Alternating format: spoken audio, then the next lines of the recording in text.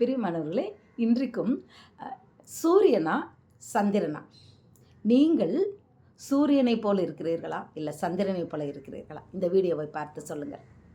சூரியன் வெளிச்சத்தை கொடுக்குது. உலகம் முழுக்குக்கும் ஒரே சூரியன் தான். பாருங்க, அவ்வளவு பிரகாசம். பகல் 12 மணியில் நம்ம கண்ணு பார்க்க முடியாது. சூரியன் வெளியில தான் பிரகாசிக்குது. ஆனால் நம்ம வீட்டுக்குள்ளே வெளிச்சத்தை பார்த்தீங்களா? அரைக்கதவை திறந்துட்டா போதும், லைட்டு பகலில் லைட்டு போட்டது மாதிரி நம்ம வீட்டில் வெளிச்சம். இந்த சூரியன் பாருங்கள், இந்த மழை நேரத்தில் சூரியன் வரலைன்னா வீடு எவ்வளோ இருட்டாயிடுது பாருங்கள். அப்போ சூரியன் இல்லைன்னா வீடே இருட்டாயிடுது. அது வீடு மட்டுமா இருட்டாகுது, காஞ்சி போட்ட துவைச்சி போட்ட துணி காய மாட்டேங்குது, செடி வளர மாட்டேங்குது. எல்லாவற்றுக்கும் காரணம் சூரியன். இந்த உலகத்துக்கின் முக்கியம் பயிர் விளைவதற்கு சூரியன் தான் காரணம், நம்ம சாப்பிட்ற சாப்பாட்டு வர்றதுக்கு. அது மட்டும் இல்லை, இப்போ சூரியனில் கரண்ட்டே எடுக்கிறாங்க, மின்சாரம். சூரியன் அது பாட்டுக்கு அங்கே இது பண்ணிக்கிட்டு இருக்கு. இங்கே என்ன பண்ணுறாங்க, பேட்டரியில் அதை சேமித்து நம்ம நைட்டுக்கு அது வெளிச்சமாக எடுத்துக்கிறோம். அதில் இருந்து நாம் கிரகித்து கொண்டு அதை நாம் இரவுக்கும் நாம் அதை பயன்படுத்திக் கொள்கிறோம், அநேக காரியங்கள். அப்போ சூரியன் அவ்வளவு பிரயோஜனம் உள்ளதாக இருக்கிறது. சூரியன் இல்லைன்னா இன்னைக்கு உயிர் வாழ்வது இல்லை.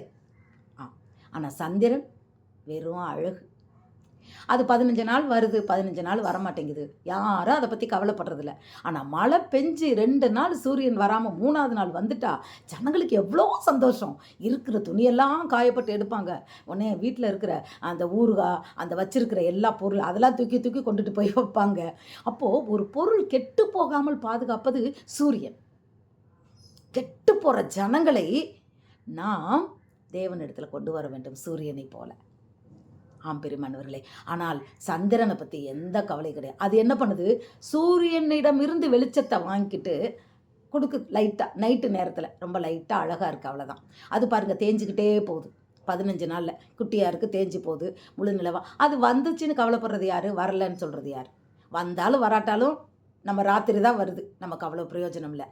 ஆனால் சூரியன் எவ்வளவு முக்கியத்துவம் உள்ளதாக இருக்கிறதோ அதே போல் நாமும் தேவனுக்கு முக்கியத்துவம் உள்ளவர்களாய் நாம் இருக்க வேண்டும். அவர் நீதியின் சூரியன் அல்லவா? பிரியமானவர்களே, சூரியனைப் போல நாம் மற்றவர்கள் இருளில் இருக்கிற மனிதர்களுக்கு நாம் வெளிச்சத்தை கொடுப்பவர்களாக இருக்க வேண்டும். உலகத்தின் ஒளியாகிய சூரியனை, நீதியின் சூரியனை நாம் வெளிப்படுத்த வேண்டும். அல்லேலூயா. கெட்டு போகிறவர்களை தேவனிடத்தில் கொண்டு வர வேண்டும். நாம் சூரியனாய் நாம் வாழும்போது, நீதியின் சூரியனாய் நாம் வாழும்போது அநேகருக்கு ஆசீர்வாதமாக இருக்கும். நாம் சூரியனை போல நாம் வெளிச்சத்தை கொடுப்போமா, இல்லை சும்மா நம்ம மட்டும் போதும் நம்ம வாழ்ந்துக்கிட்டு, இது என்ன தெரியுமா, நிலா அழகுதான், ஆனால் அதுக்கு மட்டும்தான் பிரயோஜனம், யாருக்கும் பிரயோஜனம் இல்லை. அதுபோல் மற்றவர்களுக்கு யாருக்கும் பிரயோஜனம் இல்லாதபடி நாம் சுயநலமாய் ஒரு அழகாய் நாம் அமர்ந்து அலங்காரமாய் நாம் இருக்கிறோமா? அவசியமாய் பிரயோஜனமான ஆசீர்வாதமான சூரியனாய் நாம் மாறுவோம். God bless you.